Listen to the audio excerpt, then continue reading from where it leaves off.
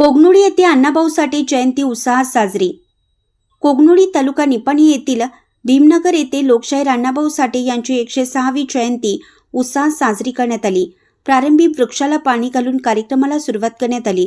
उपस्थित सर्व मान्यवरांच्या हस्ते लोकशाहीर अण्णाभाऊ साठे व अन्य महामानवांच्या प्रतिमेचं पूजन करण्यात आलं। त्याचबरोबर सर्व मान्यवरांचे संयोजकांच्या वतीनं सत्कार करण्यात आला।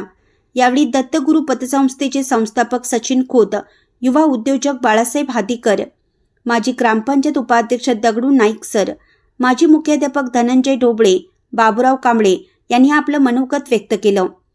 त्याचबरोबर भून्याय मंडळ सदस्य योगेश दाभाडे यांनी अण्णाभाऊ साठे यांच्या फकीरा कादंबरीबद्दल महत्त्व सांगितलं।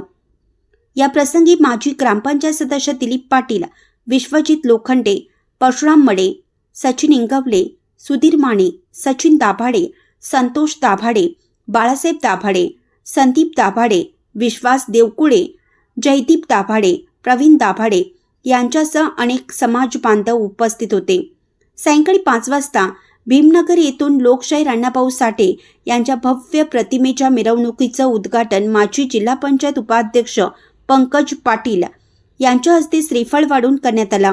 यावेळी ही मिरवणूक Bhimnagar stand circle, doctor Babasaheb Ambedkar Nagar, बाजारपेठ भगवा सर्कल ते हालसिद्धनाथ नगर इथपर्यंत मार्गस्थ होऊन सांगता करण्यात आली।